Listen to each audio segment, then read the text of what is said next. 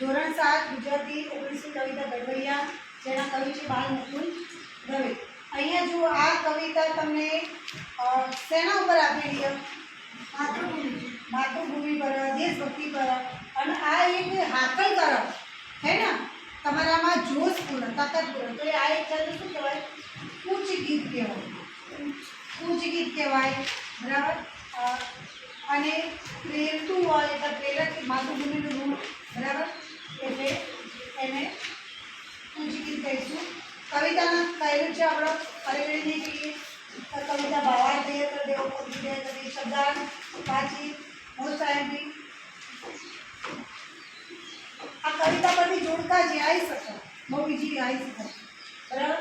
આ રીતે શબ્દ લખો: છૈયા, ઘડવૈયા, કેવૈયા, હે ને. પાછળ ભાઈ યા આવે એવા શબ્દો આપણે લખવાના. તો એના પ્રાસવાળા શબ્દ કહેવાય. અંગ્રેજીમાં આપણે લખીએ ને કટ બટ, હે ને, એક જેવા પ્રાસવાળા શબ્દો છે એવી રીતે. ટાળવું તો ટાળશું, ગાવું તો ગાશું.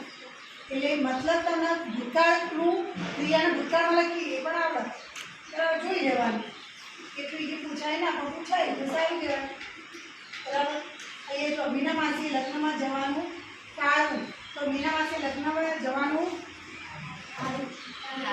ટાળ્યું, બરાબર. એ મધ શબ્દ જોડોને અર્થ સમજી વાક્ય બનાવો. તો અહીંયા એક શબ્દમાં બીજો જુઓ: મધ પૂરો, મધ માખી, મધ રાત.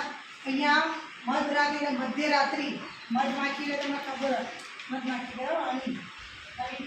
અને મધ પૂરો એટલે મધ માખીનું ઘર. પૂરો એટલે એટલું તો ઘર જ થાય, પણ મધ પૂરો કહીએ એટલે કે ભાઈ મધ માખી. એટલે કહેવાનો મતલબ તમને આનું આ જે આખો જે શબ્દ સમૂહ બનાવ્યો ને એ શબ્દ સમૂહ પૂછાય એ રીતે પૂછાય, અથવા તો મધ શબ્દવાળા બીજા 4-3 વાક્ય લખો, 2 વાક્ય લખો, શબ્દ લખો, એ રીતે પણ પૂછાય.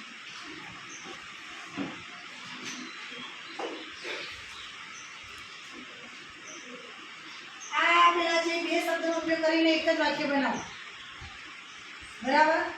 મારા રૂમની આગળ માટીમાં પાણી ઢળ્યું છે. પહેલાં આપણે આવતા હતા પરીક્ષામાં 3 શબ્દો ભેગા કરીને એક વાક્ય બનાવવાના આવતું, ખબર હે ને. તો 2 શબ્દો ભેગા કરીને 3 શબ્દો ભેગા કરી વાક્ય બનાવવાનું ઈઝી છે, આવડે. એક જ વાક્ય બનાવવાનું, એના અંદર બંને શબ્દો આવવા જોઈએ, બસ એટલું ધ્યાન રાખવાનું. બીજા તમે કોઈ પણ શબ્દો ઉમેરી શકો, વાક્ય ગમે તે બનાવી શકો. પ્રશ્નના જવાબ થાય. ભાષા શબ્દ કવિતામાં પ્રાસ એટલે પ્રાસવાળા જે અર્થ છે